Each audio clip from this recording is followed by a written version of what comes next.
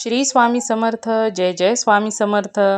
अनंत कोटी ब्रह्मांड नायक राजाधिराज योगीराज अक्कलकोट निवासी सद्गुरू श्री स्वामी समर्थ महाराज की जय. कशा आहात सर्व स्वामी भक्तांनो? तुम्ही सदैव आनंदी राहा हीच स्वामींच्या चरणी प्रार्थना. तुमच्या सर्व चांगल्या इच्छा स्वामी महाराज पूर्ण करोत आणि आजचा दिवस तुमचा आनंदात जावो हीच स्वामींच्या चरणी प्रार्थना. प्रथम तुम्हा सर्वांचं खूप खूप मनापासून स्वागत आहे तुमच्या अनुभवांनी बनलेला भक्त आम्ही स्वामींचे या चॅनलमध्ये. मी शुभांगी पोळ तुम्हा सर्वांचं खूप खूप मनापासून स्वागत करते श्री स्वामी समर्थांच्या आलेल्या सुंदर अशा अनुभवांमध्ये. त्याचबरोबर प्रत्येक स्वामी भक्तांचे श्री स्वामी समर्थांची सेवा करत असताना स्वामींनी अनुभव देणं, स्वामींनी आपल्यासाठी वेळ काढणे हे खूप महत्त्वाचे आहे. ज्या भक्ताची भक्ती प्रत्येक मनापासून केलेली भक्ती ही स्वामींजवळ जेव्हा पोहोचते ना तेव्हा त्याचे हे अनुभव बनतात. स्वामींचे चमत्कार त्या भक्ताच्या आयुष्यात होण्यास सुरुवात होत असते आणि हेच त्या भक्तांचे अनुभव आपल्या चॅनलवरती शेअर होतात. त्यामुळे स्वामींचे चमत्कार ऐकण्यासाठी आत्ताच भक्त आम्ही स्वामींचे या चॅनलला सबस्क्राईब करून घ्या. त्याचबरोबर जो स्वामींचा अनुभव तुम्हाला आवडेल त्या व्हिडिओला लाईक करायचा आहे, शेअर करायचा आहे आणि कमेंटमध्ये श्री स्वामी समर्थ लिहायला देखील विसरायचं नाही. तर आजचा अनुभव देखील तेवढाच गोड आणि सुंदर आहे. आजचा अनुभव एका सुंदर अशा स्वामी भक्त दादांचा आहे आणि त्या दादांचं वय हे 64 वर्ष आहे.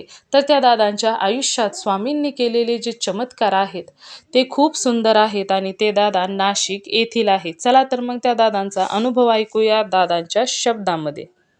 समर्थ. श्री स्वामी समर्थ. तुमचाच मी एक कार्यक्रम बघितला मुंबईच्या बाईचा दवाखान्यातला, हा हा. म्हणून मी तुम्हाला फोन केला. मी पण 64 वय माझं. अरे वा. मी पण स्वामींचं श्रेयकरी आहे वयाच्या 16व्या-17व्या वर्षापासून. अरे वा. आणि इतके काही अनुभव आहेत का त्या बाईंनी सांगितलं तर ते तर आहेच, पण माझे स्वतःचे अनुभव ऐकले ना हा. तर काय सांगाल तुम्ही. अहो आताच्या युगातलं एटीएम बंद करणारे स्वामी समर्थ महाराज आहे आपले. हो ना. हो. म्हणजे माझे वडील वारले. हा. म्हटलं आता मुलगा फार्मसी एमबीए करत होता. हा. तो याला गेला म्हणजे पुण्याहून आला परीक्षा देऊ. हा म्हणजे आता ऐका ना, एक मिनिट दादा, तुम्हाला तुमचं नाव सांगायचंय का? नाव नाही, मी नाव काय नावही सांगितलं तर काही फरक नाहीये. नागरे म्हणून आहे. मी नाशिक बोलतो, म्हणजे नाशिक पासून सायकेड आहे. बर बर. तर हे म्हणजे मी लोकांना पण सांगतो का तुम्ही स्वामींची सेवा करा.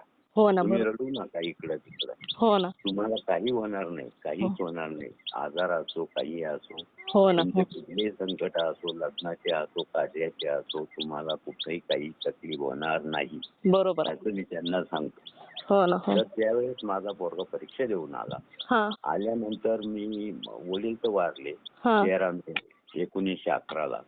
पोरगा आला 11 मध्ये. हा हा. आणि वडील वारल्यानंतर तो घरी आला, म्हणजे 4च दिवस अगोदर आला होता. हा हा. आणि त्यांनी मग म्हटलं आता वडील तर गेले, पण आता याला शिक्षक होते, पेन्शन मिळायची. हा हा. मला तर यांना तरी काहीतरी मिळालं पाहिजे म्हटलं. हो ना. म्हणजे याला जॉब मिळाला पाहिजे. फार्मसी एमबीए येतो. हा. मला त्याला जॉब मिळाला पाहिजे. मग त्याला श्रेया कंपनीमध्ये पहिल्यांदा जॉब मिळाला. अरे वा. 1,80,000 पॅकेजवर. त्याला पण म्हणे पुण्याला जावं लागेल. तो म्हणे पुन्हा म्हटलं तर मी जाणार नाही, मला नाशिक असेल तर मी करतो. मग तो नाशिकला गेला. म्हणजे नाशिकच दिलं त्या कंपनीने. परत फोन केला कंपनीने, तुम्हाला नाशिकच देतो. नाशिकला गेला. पण मी ठरवलं होतं का मी माझ्या मुलाची पहिली कमाईची राहील, त्याच्यातनं मी अक्कलकोटला तुमच्या दरबारात येणार महाराजांना म्हटलो. अरे वा. काही ना काही करीन म्हटलो. तो लागत 20 जूनला कामाला 11 मध्ये. आणि 20 जूनला कामाला लागल्यानंतर तो म्हटलो आता ठीक आहे लागला, पण मी मनातून ठरवलं. त्याला 30 जूनला कंपनीने ऍडव्हान्स पेमेंट दिलं. म्हणजे 7 तारखेला पेमेंट होतं त्या कंपनीचं. तर ते पेमेंट त्यांनी लवकर दिलं त्याला. अरे वा. इतक्या लवकर दिलं का त्याला काही मापत नाही.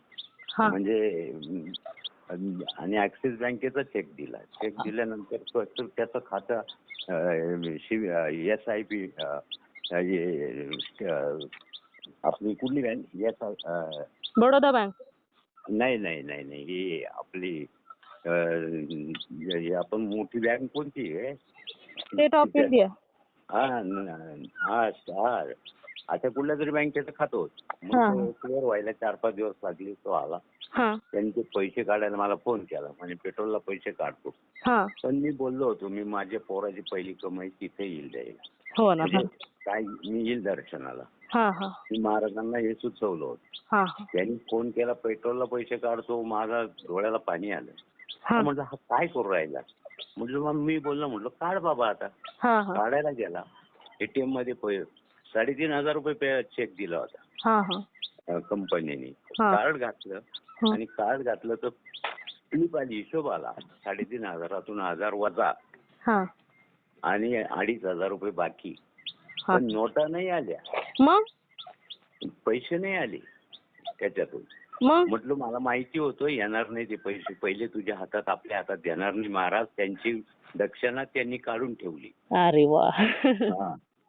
त्यांची दक्षिणा त्यांनी काढून ठेवली. आता आपले तू आता घाल कार्ड. म्हटलं म्हणे मग काय बोलते? म्हटलं घाल खरी तू बघ. घातलं कार्ड, म्हणे 500च काढतो. म्हणलं 500 काढ, 1,000 काढ. घातलं कार्ड, आले त्याला परत 1,000 रुपये दुसऱ्या टायमाला. म्हटलं आता आले ना, पहिले त्यांनी ठेवून घेतले. म्हटलं त्यांनी त्या पहिल्या हातात नाही दिले. म्हटलं तुझी मिळकत. मी बोललो होतो महाराजांना, कबूल केलं होतं.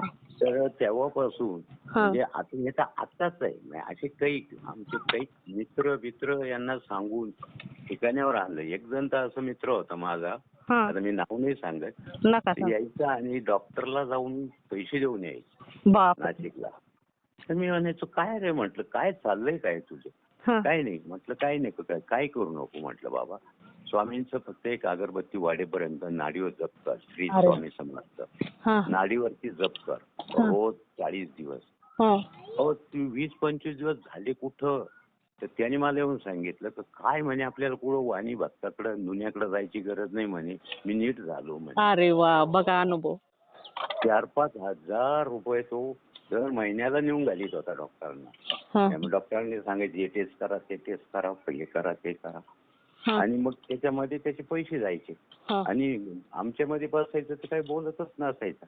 नंतर मग ऑटोमॅटिक खूप बोलायला लागला तो आमच्या बरोबर. नाही तर असं आणि काम करायला लागला. नंतर मला म्हणे तुम्ही मला परत काहीतरी जीवदान दिलं म्हणे. तसेच अजून माझे एक मित्र ते पण असेच मला म्हणे काय करू आता जगण्याची इच्छा नाही राहिली. म्हणे आपल्याला तर म्हणे सीए नवरदेव पाहिजे, मुलीचं लग्न नाही जमू राहिलं. म्हटलं अरे सीए बर माझ्या पुढे नको रडू रे बाबा, तू महाराजांची सेवा कर. म्हणे काय? म्हणलं करा 11 माळ जप, 3 अध्याय वाच, स्वामी चरित्र. काम बघतील ते, पण सीएच नवरदेव पाहिजे.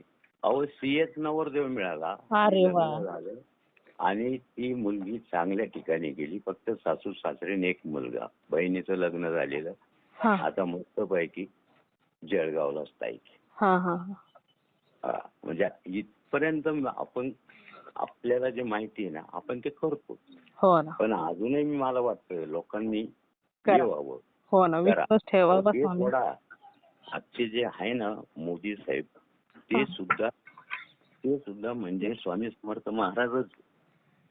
तेव्हा 2ऱ्या अध्यायामध्ये 7वी ओळ आहे स्वामी चरित्राची, स्वामी चरित्र ग्रंथामध्ये. तर पहिले आले ना स्वामी समर्थ अक्कलकोट मध्ये, त्यावेळेस राजसप्पा मोदी यांच्या घरी त्यांनी बैठक घेतली. आहे ना 7वी ओळ आहे बघा, माझं पाठ आहे तिथे. म्हणजे मी ज्यावेळेस पोरं म्हणायचे काय म्हणे हे काय निवडून येत आहे म्हणे मोदी. अरे म्हटलं त्यांना पाडणारे जर पैदा झाले तर लिहून देईल म्हणे. आजपर्यंत राहिलेले म्हणजे दैवी शक्ती आहे ती, काही होणारच आहे.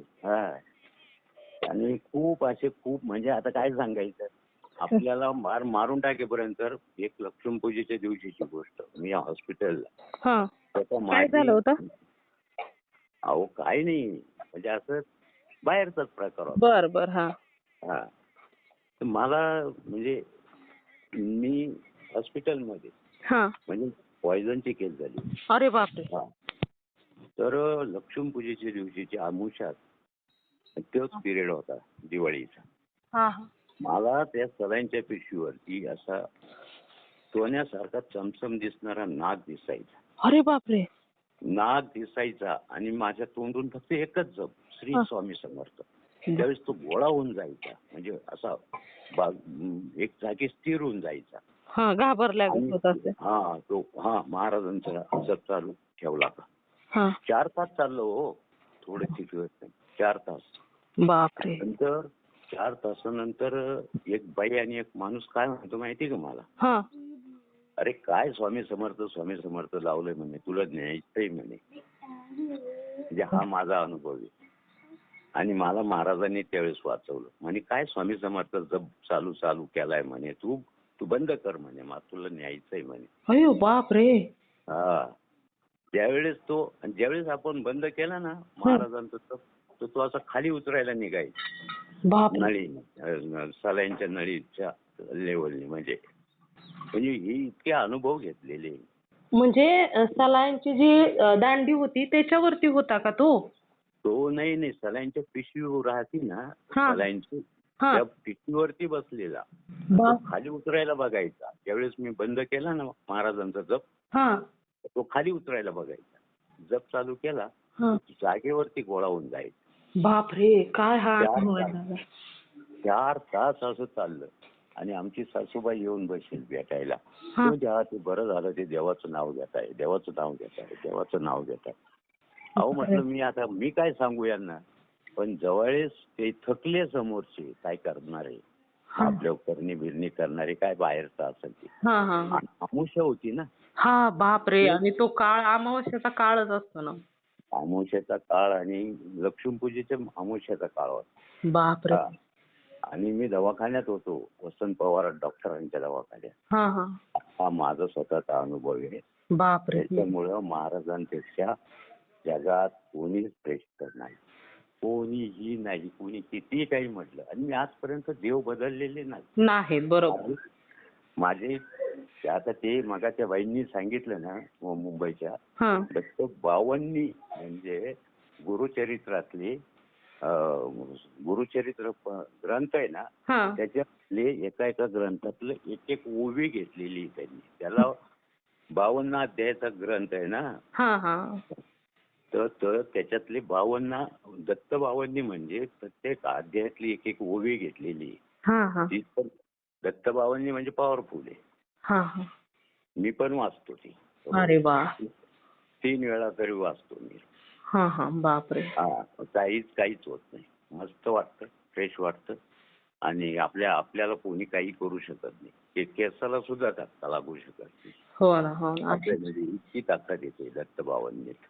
म्हणून तुम्ही हे करीत चाला. आणि हे सगळं स्वामींचंच बघतो, दुसरं काही मोबाईल मध्ये काही बघत नाही. आता उगीच मी नंबर लिहून घेतला आणि त्या नंबरला तुम्हाला फोन लावला. आणि असं वाटतं ना, जगातनी जग सुखी झालं तर आपण सुखी होऊ.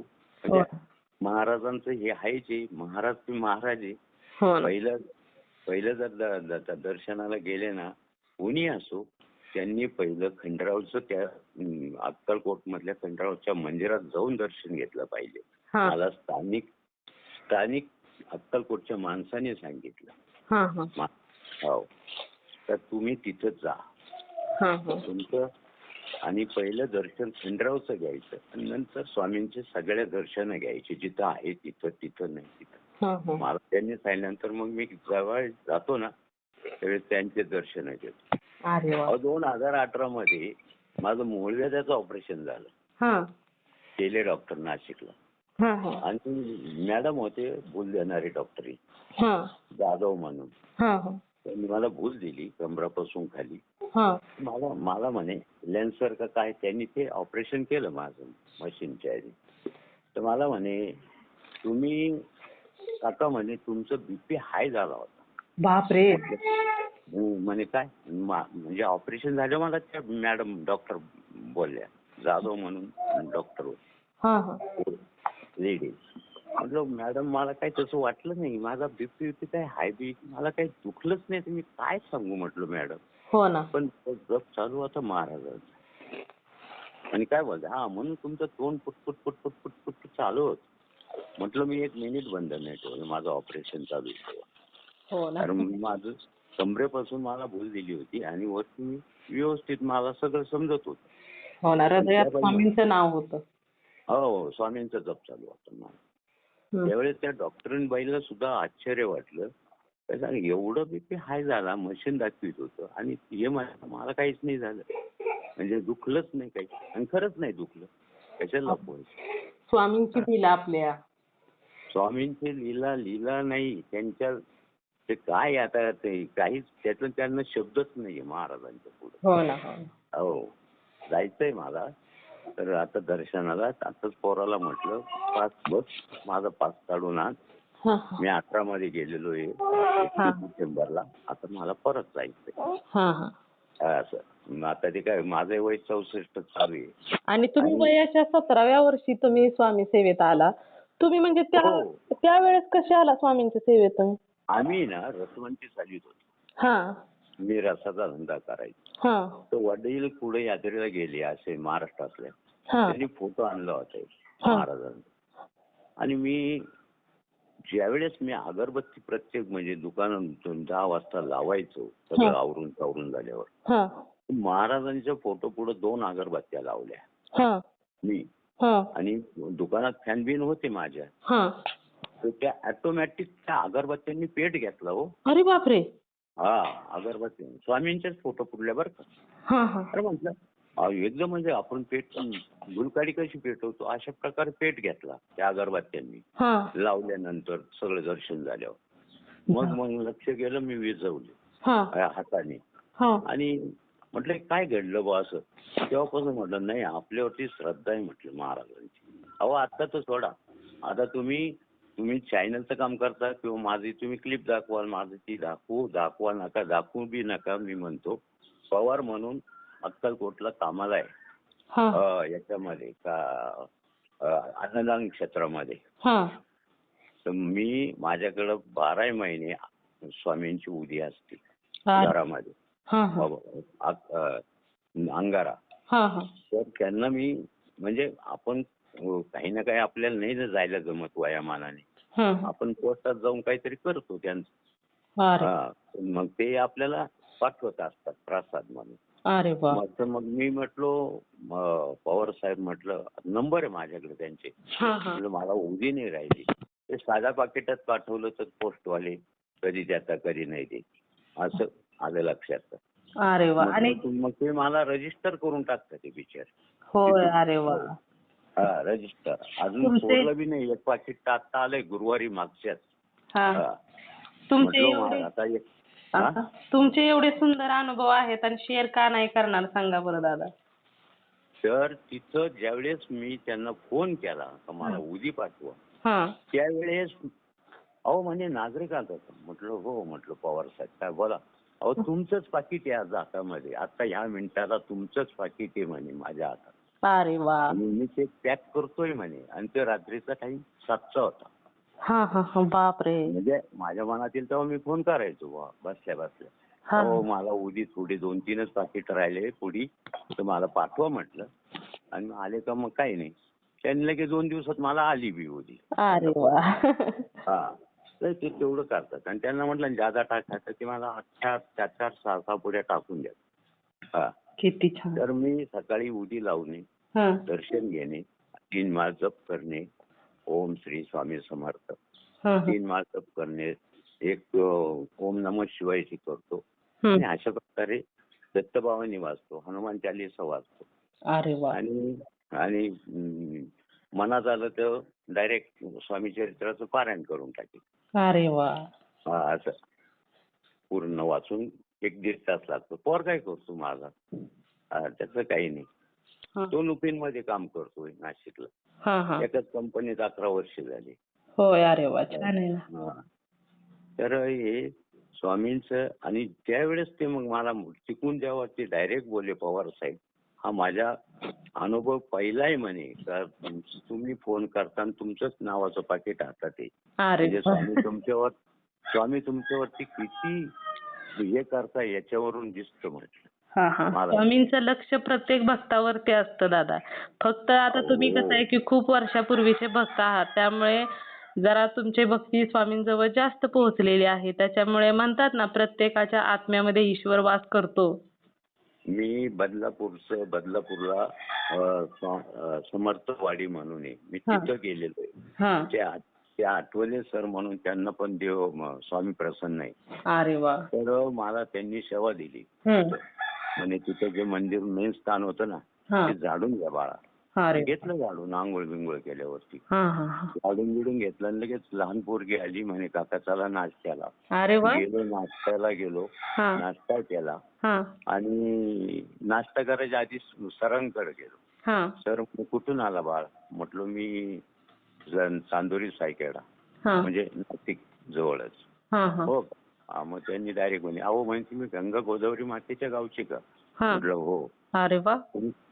मला म्हणजे किती वेळा स्नान केलं नदीमध्ये? म्हटलं भरपूर वेळा केलेलं आहे. असं स्नान नाही, नारळ सोडा. तुम्ही आता जाऊ द्या, तुम्ही तर काही असं केलं नाही, पण तुमचं जेवढं वय आहे ना, त्यावेळेस माझं वय 41 होतं, 41-42. तेवढे दिवस दोघं जण, म्हणजे तुम्ही आणि तुमच्या म्हणजे मिसेस दोघं जण जाऊन तुम्ही स्नान करा आणि तुम्हाला रुपये फायदा झाला तर 10 पैसे दान करायला इथे या म्हणून. आता आपण तयार, पण आमच्या घरचे नाही तयार. ते करतेच आहे स्वामींचं, तरीच नाही असं नाही. हो. आणि माझं आता गावामध्ये केंद्र झालं ना 3-4 वर्ष झाली. आपल्या मनात होतं तसंच घडलं. आधी मारुतीचं मंदिराचं काम झालं आणि त्याच्या म्हटलं मनात राहायचं, वाटायचं इथं महादेवाचं मंदिर आहे, इकडं दत्ताचं मंदिर आहे आणि या बाजूनी महाराजांचं झालं पाहिजे. त्याच जागी झालं. हो, महादेवाच्या शेजारीच झाली. त्यामुळं झाली सगळ्या इच्छा पूर्ण झाल्या. म्हटलं महाराजांनी काहीच ठेवलं नाही.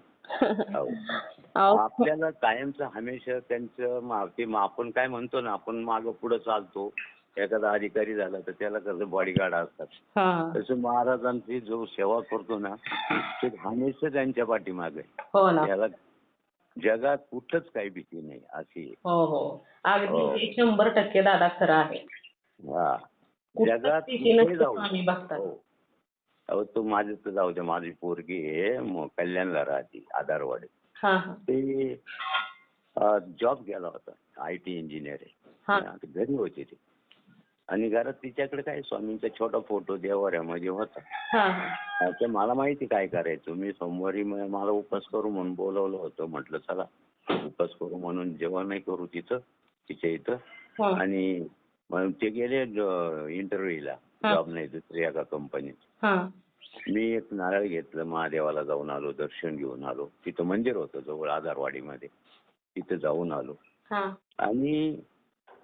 आणि अकरा माळ जप केला आणि त्याला कोणी नाही म्हणून स्वामींना विनंती केली आणि सकाळी 6 वाजता मी पॅसेंजरनी निघालो यायला गावाला. आणि मी उतरतो खेरवाडीमध्ये, म्हणजे इथं आमच्या गावापासून 5-7 किलोमीटर गाव आहे, तिथं रेल्वे स्टेशन. तिथं उतरलो.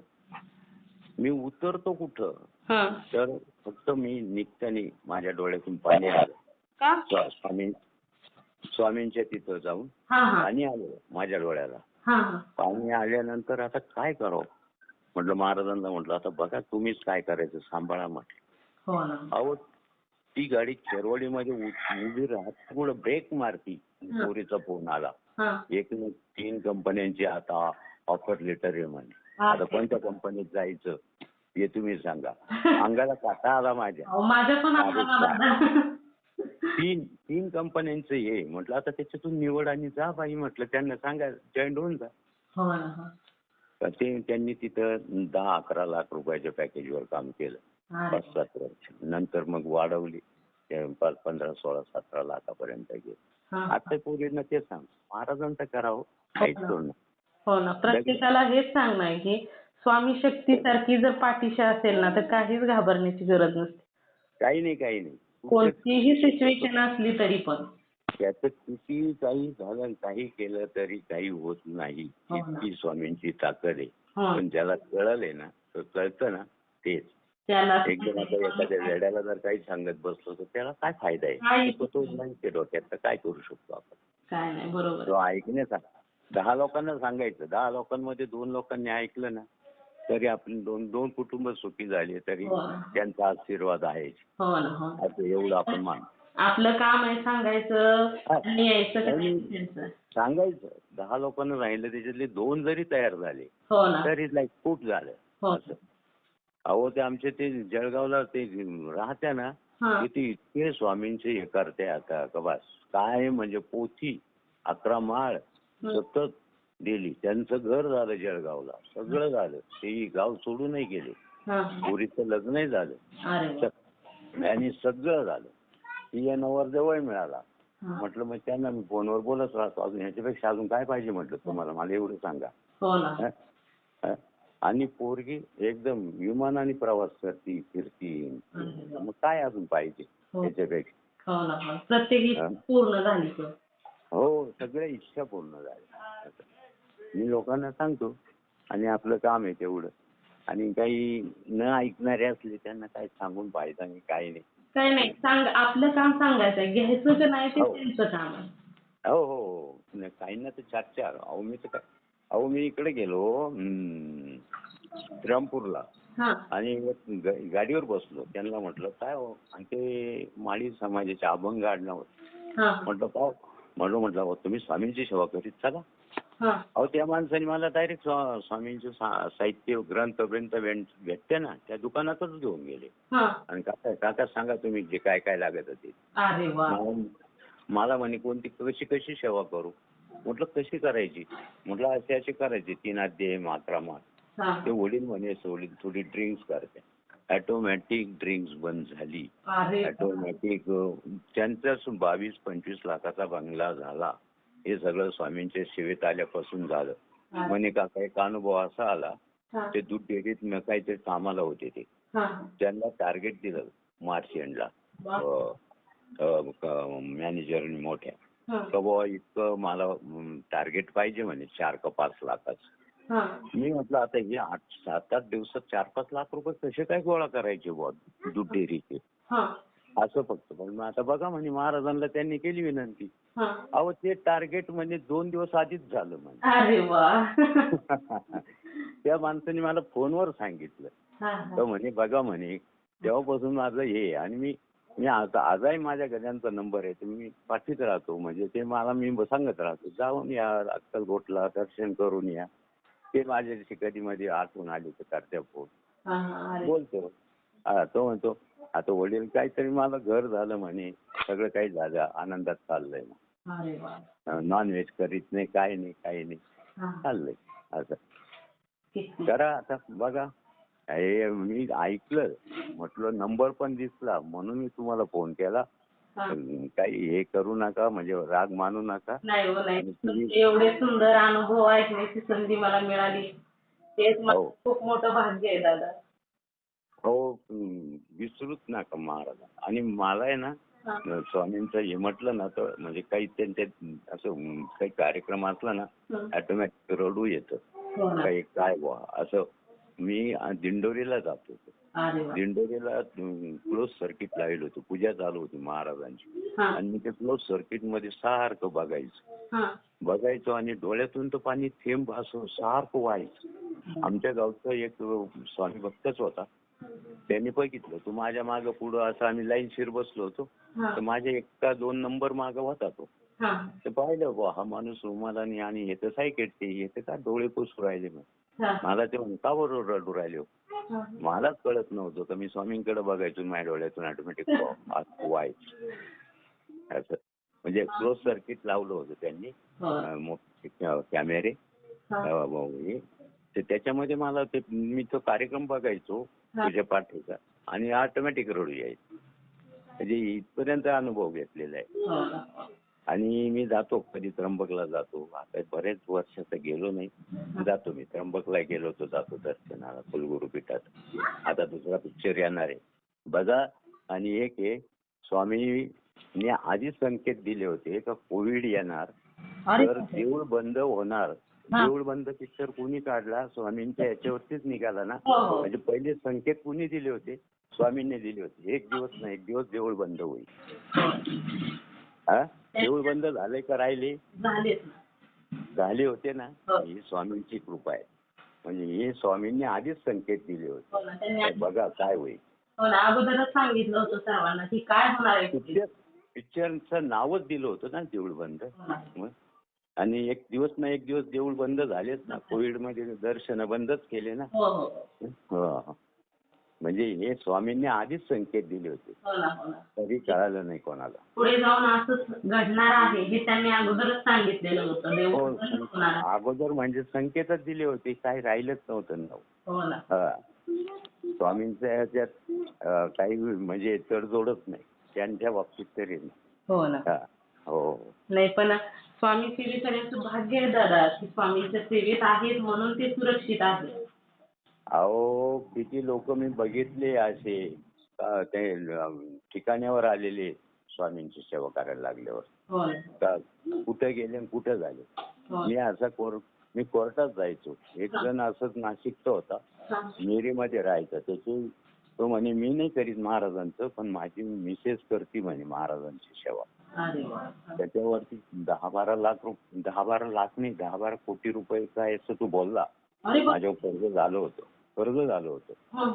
माझे भांडवल तर गेलंच, पण माझं कर्ज झालं होतं. पण माझी मंडळी स्वामींची सेवा करायची ना. ते राहतं मिरीकडं तारवाला नगरमध्ये. त्यांनी मला तोपर्यंत काहीच सांगितलं नाही. त्याच्या वेळेस तारखेवरून मध्ये जाऊन आले. वकील म्हणतात चला चेंबरमध्ये. तर त्या वकिलांना त्या बाईचा नवरा काय बोलतो का तुम्ही चला वकील साहेब चेंबरमध्ये. मी आलो. मग त्यावेळेस मला ही कहाणी सांगितली. म्हणजे तुम्ही आले ना तर या म्हणे तारवाला नगरमध्ये. मी काही गेलो नाही आणि मला तिकडे म्हणजे मेरीकडे गेलोय नाही. पण म्हणजे त्या माणसाने मला सांगितलं. माझ्यावरती एवढं कर्ज झालं होतं. आमची मंडळी करीत ही सेवा आणि लोकांना पण सांगती. त्याच्यामुळे काय झालं माहितीये का म्हणे, माझं कर्ज झालेलं फिटलं आणि मला माझ्याकडे परत आजही 10-15 कोटी रुपये बॅलन्स झाला. ही स्वामींचीच कृपा म्हणायची. आता तुम्ही सांगत होते मी ऐकत होतो म्हणे. म्हणजे इतके अनुभव आहेत. चला काय नाही. हो चालेल. खूप सुंदर आहे दादा. शेअर करते मी. काय करा नाही आपलं त्याच्यासाठी नाहीये. फक्त खरं सांगू का दादा, आजपर्यंत मी स्वामींचे दररोज कितीतरी अनुभव ऐकत असते. माझ्या आयुष्यात घडलेले ते तर माझ्या आयुष्यात मी अनुभवलेच, पण दुसऱ्यांचे जे अनुभव मी ऐकते ना त्यावेळेस मी प्रत्येकाचा अनुभव ऐकल्यानंतर मी या गोष्टीचं विशेष करते की एक स्वामी आहेत आपले.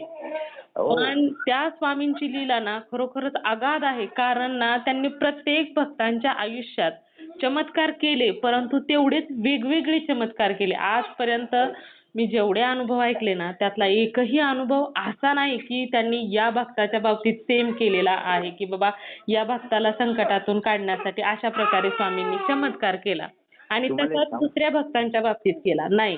प्रत्येकाच्या बाबतीत वेगवेगळा चमत्कार आहे. त्यामुळे स्वामींचे अनुभव. आता मी काय बोलतो, आपलं शरीर आहे तर डॉक्टर आहेत ना. डोक्याचा डॉक्टर वेगळा, छातीचा वेगळा, पायाचा वेगळा, कमरेचा वेगळा आहेच ना, पाठीचा वेगळा.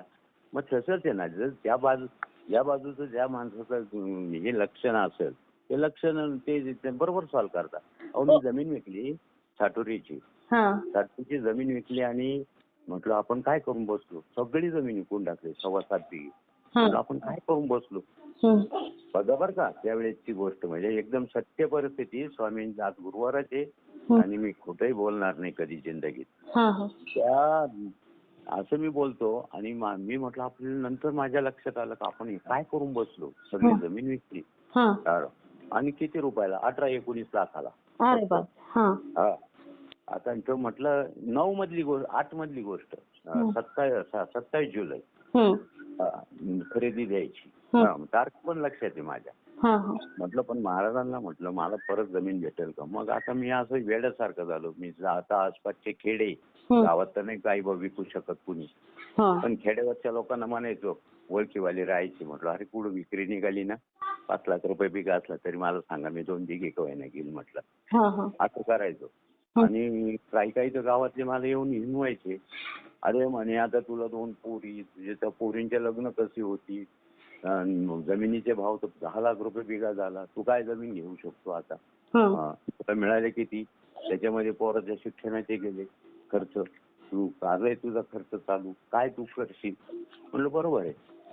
मी फक्त महाराजांचं जप करायचो. तेव्हा मी घरात एकटा बसलेलो, एक बाबा आले आणि माऊली माऊली म्हणून, मी तेव्हा हिवाळा होता, म्हटलं लाडू करेल होते, मी लाडू दिला खायला, पाणी दिलं, पलंगावर बसवलं.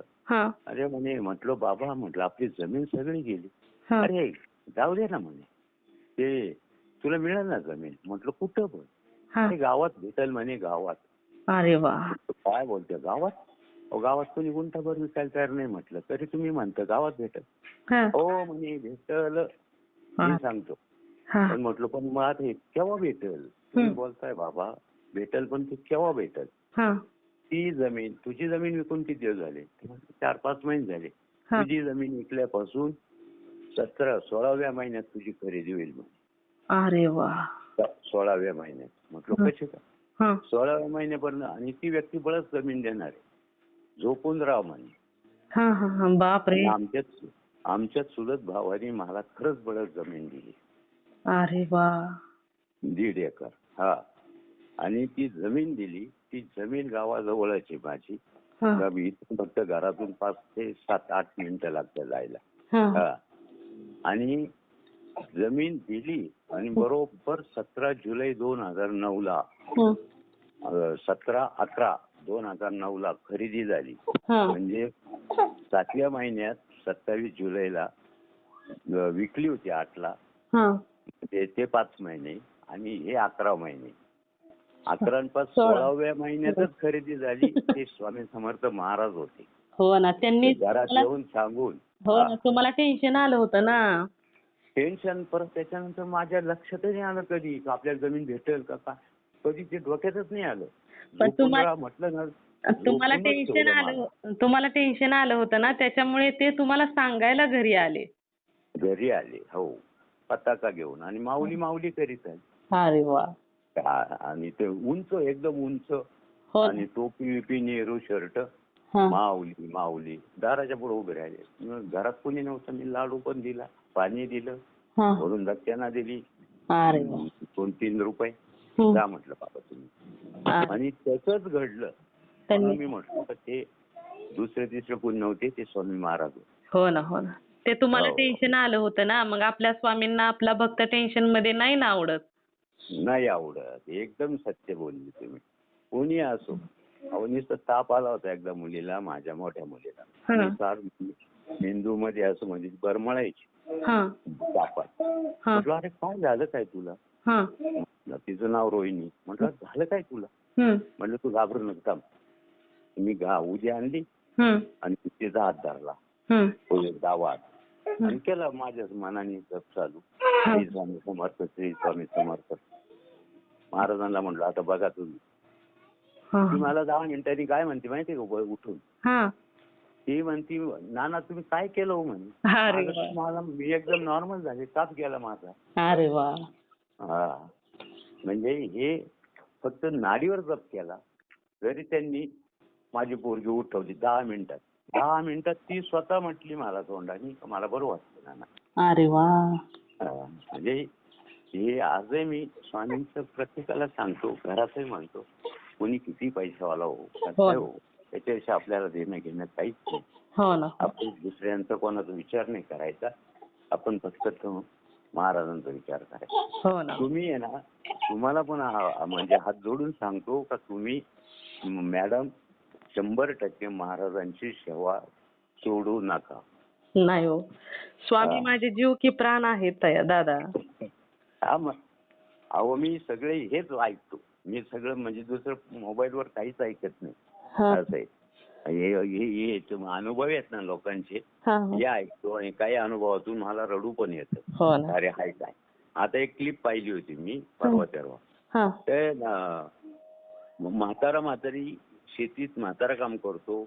म्हातारी बाई भांडे धुणे करते, सूनबाई ये आणि मुलगा दारू पितो. बापरे. आणि त्या मुलाला काढून बाबा जिथं कामाला जातो तो 2 दिवस जातो, तो तुम्हाला म्हणतो अरे बाबा तू जेव्हा येतो तेव्हा तू एकदा बसेल एकदा झोपेल, काय चाललंय काय. म्हणजे ऊन किती झालंय, वय झालंय, मला नाही होत काम. बरं. आणि ती जी त्यांची बायको त्या बाबाची ती भांडे घासायला जायची, तिच्या डोक्यामध्ये त्या मालकिनीने मारलं. अरे बाप. म्हणजे त्या क्लिप मध्ये. आणि ती म्हणे मी काढून टाकील, हे तू भांडे नाही घासत म्हणे चांगले. म्हणे अरे नको म्हणे, माझं आम्ही काय खायचं, तुम्ही कामावून काढलं. माझ्या डोळ्याला पाणी आलं. आणि डायरेक्ट तुम्हाला सांगतो, ज्यावेळेस त्या मालकानी काढून टाकलं, शेतीला बाबा जायचे, ज्यांनी काढून टाकले, पैसे दिले, पैसे घेऊन तो बाबा घरी आला. नातू म्हणतो मला कपडे नाही. मग नाताला म्हणे तुला कपडे घे. पैसे मोजितच होता. दारू पिणारा मुलगा आला, त्यांनी त्यांच्या हातातून पैसे विसकून घेतले बाबाच्या, म्हणजे वडिलांच्या. बापरे. आणि ते बाबा वडील म्हणते अरे नको रे, अरे मला कामावून काढून टाकले, नको म्हणे. अरे बाबा नको आता हे करू. घेतले ते पैसे आणि हे केलं. आणि तो म्हणे काय स्वामी स्वामी लावलंय. त्याला घरामध्ये स्वामींची पोथी आणि स्वामींचा फोटो फेकायला निघाला तर दारातच त्या चक्कर येऊन द्वार पडला तो मुलगा. हो. पडल्यानंतर मग त्यावेळेस तो पडल्यानंतर आणि मग ते आई वडील स्वामींना आराधना करायला लागले. महाराज तुम्ही माझ्या बाळाला वाचवा म्हणे, बाळाला वाचवा. तो परत शुद्धीवर आला. आणि मग त्याच्या लक्षात आलं का हे काय आई वडील. आणि मग म्हणतो आता हे कुठं कामाला नाही जाणार. आणि ज्यांनी काढून टाकलं होतं कामाला तो शेती करणारे बाबा जायचे.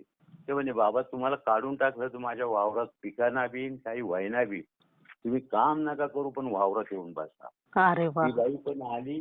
ती बाई म्हणे तुम्हाला काढून टाकल्यापासून आमच्या घरात भांडणं तंडे लय चालू झाले म्हणे, पण कामाला या म्हणे भांडे घासायचे. पाया पडत होते. म्हणजे या अशा क्लिपा बघत असतो. आणि आता तुमचं ऐकलं, पूर्ण ऐकलं ते मुंबईच्या बाईचं हॉस्पिटलचं, म्हणून मी आता तुम्हाला फोन केला, नंबर लिहून घेतला. खरं आता काय असेल खरं आहे, महाराज हो ना. हो. हे आपल्या स्वामींची लीलाच तशी आहे ना हो. स्वामींची प्रचिती येण्यासाठी भाग्य असावं लागतं. भाग्य बी आणि दुसऱ्याचे अनुभव कळणं पण फार मोठं भाग्य आहे. हो ना. हो. फार मोठं भाग्य. खरंच मी स्वतःला भाग्यवान समजते, कारण मला ना स्वामींच्या एवढ्या वेगवेगळ्या प्रचिती दररोज ऐकायला भेटतात. हो, खूप खूप. आणि तुम्ही वेळ देताय मनापासून, त्याचं खूप तुमचे धन्यवाद मानाय पाहिजे. तुम्ही खूप वेळ द्या. स्वामींनी आपल्याला ते थोडक्यात आपण स्वामींच्या तिथं कामाला आहोत दादा. हो का. हो. म्हणजे जे आपल्याला एक स्वामींनी कामच दिलंय ना. कामच दिलेलं आहे. एकदम बरोबर. मग आपल्याला ते काम स्वामींनी दिलंय म्हटल्यानंतर तेवढंच प्रामाणिकपणे केलं पाहिजे ना. हो. त्याच्यामध्ये आपण कुठलाही काही संकोच ठेवायचा नाही. हो ना. बरोबर आहे. एकदम बरोबर आहे. आणि आपण स्वामींच्या तिथं कामाला लागलो म्हणजे हे काही बारकं भाग्य आहे का सांगा बरं. अहो मग तुम्हाला आता त्याच्यावरती पण एक उदाहरण सांगतो. मी नाशिकला मधुबन कॉलनीमध्ये एक वाघ म्हणून व्यक्ती आहे, त्यांनी जवळजवळ 3-4 गुंठे जागा दिली. त्या 3 गुंठ्याचा जो भाव आहे 30-35 लाख रुपये गुंठा होते. म्हणजे 1-1.5 कोटीची जागा झाली स्वामींच्या मंदिरासाठी, मठासाठी. दिल्यानंतर मी दर्शनाला गेलो. आमचा चुलत भाऊ होता, तो ऑडिटर होता, वारले ते बी 11 मध्ये. म्हटलं चला आपण आता घरी जायचंय ना नाशिक सायकेडला, आपण दर्शन घेऊ इथं रस्त्याचे आणि जाऊ. आणि ते नेमके वाढवीत होते, म्हणजे शटर बंद करत होते मंदिराचं. तर मग म्हटलं इकडे इला का, म्हटलं चला इकडे झोपडपट्टी वडारवाडी हे लोक आहेत, म्हटलं ह्या इलाक्यामध्ये स्वामींचा मठ पाहिजेच होता, तुम्ही केला म्हणे. तर मग मला म्हणतो कोणाकडे आले. मग मी सांगितलं आमच्याकडे आलो होतो, माझे आमके लागते. हो का. मग त्यावेळेस त्या माणसाने काय सांगावं माहिती का, त्या माणसाने एकच काय सांगितलं माहिती का, आणि स्वामींकडे कोणाचंही ऍडमिशन होत नाही म्हणे, अरे वा. काय म्हणजे आपलं ऍडमिशन झालं हे आपलं भाग्य समजायचं. माझ्या अंगाला काटा आला का 2 कोटीची जागा देऊन तो माणूस हे वाक्य वापरतो आपल्या पुढं. बापरे. आणि माझ्यापेक्षा खूप वयाने लहान होतं, पण म्हणे कोणाचं ऍडमिशन नाही होत. हो ना. आपलं ऍडमिशन झालं हे मोठं आपलं भाग्य समजायचं. हो ना, हो ना. मग माझा हा, पण हा. सांगायचा उद्देश तोच होता दादा. हो, म्हणजे हे पण मी अनुभवलंय म्हणून सांगतो. कारण मी जिथं गेलो ना तिथं ते बोलल्याशिवाय राहत नाही. हा. हा. आणि खरंच बोलल म्हणजे असं. बरं, ठीक आहे. हो हो श्री स्वामी समर्थ म्हटलं. चालेल. मी तुमचे अनुभव शेअर करते दादा. खूप सुंदर काय अनुभव आहेत.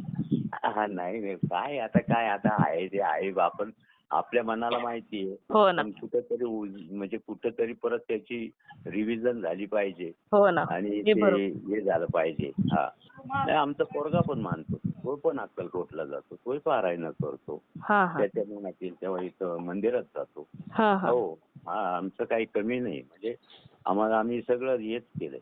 पण एक आहे, नॉन व्हेज करणाऱ्यांच्या घरी कधी जर केलं आणि त्यांच्या घरात स्वामी असेल, तिथं पद्धती झाल्याशिवाय राहत नाही.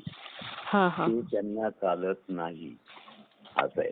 आता तुम्ही तसं म्हणताय ना दादा, हा, 1 मिनिट. आता तुम्ही आता किती दिवस झालं चॅनलवर आला? तुम्ही किती दिवस झालं पाहताय चॅनल? भरपूर वेळेस बघतोय असं. म्हणजे आता मला आहे ना या मोबाईल मध्ये एवढं काही कळत नाही म्हणजे जास्त. मी फक्त फोन घेणं आणि देणं. मला फक्त चॅनल कोणतं आहे काय ते काय मी असं काही बघत नाही. पण मला जर वाटलं नाही अरे स्वामींचं आहे, अनुभव आहे, खाली लिहिलेला असतो, मग आपण बघायचं. आपण व्यवस्थित. तुम्ही आता तुमचा हा जो भ्रम आहे ना, तुम्ही 1 मिनिटात दूर करते. कारण आपल्या चॅनलचं नाव आहे भक्त आम्ही स्वामींचे. हा, मी वाचलं ना, ऐकलं ना पहिले. आणि त्या चॅनलवरती ना जे मांसाहार करतात ना, त्यांचे पण अनुभव आहेत. त्याच्यामुळे स्वामींच्या सेवेत येणाऱ्यांनी मांसाहार करू नये असं या लोकांचं मत आहे की ज्यांनी अनुभव शेअर केलेत ना, ते मांसाहार करून पण म्हणजे ज्या वेळेस मांसाहार करतात ना त्यावेळेस सेवा करत नाहीत, पण एरवी ते करतात. असं मत आहे की स्वामींची इच्छा जर झाली ना तर कट्टर मांसाहार करणारा सुद्धा म्हणजे बंद करतो स्वामींच्या सेवेत आल्यानंतर. हो, त्याची इच्छाच होत नाही. हो ना. म्हणजे काही दिवस सेवा झाली ना की ते असं असतं की खूप दिवस सेवा झाली ना की त्यांचं जे शरीर आहे आपोआप त्यांचं मन शुद्ध होत जातं आणि ते मांसाहार सोडून देतात. त्याच्यामुळे स्वामींच्या सेवेत येण्यासाठी मांसाहार सोडावा असं काहीच नाही. स्वामींची लीला झाली ना की स्वामी काहीही करू शकतात. त्याच्यामुळे ज्यांची इच्छा होते ना त्यांनी मनापासून सेवा करणं महत्वाचं आहे. आणि आता ते आपण देऊळबंद पिक्चर मध्ये हे पण ऐकलेलं आहे ना का देवाला पण मरणाच्या याच्यामध्ये म्हणजे एखाद्याचं मरण असलं तर त्याच्यामध्ये रोखण्याचा देवाला बी हे नाहीये, अधिकार नाही. बरोबर, अधिकार नाहीये. असं देऊळबंद पिक्चर मध्ये म्हटलेले महाराज. मी पाहिलेलं आहे. आता परत दुसरा भाग चालू होतोय ना 21 तारखेला. हो, मी पहिल्याच दिवशी बघणार. चालेल चालेल. बघा, आणि मी अनुभव शेअर करते तुमचा, कारण खूप सुंदर सुंदर अनुभव आहेत त्याच्यामध्ये.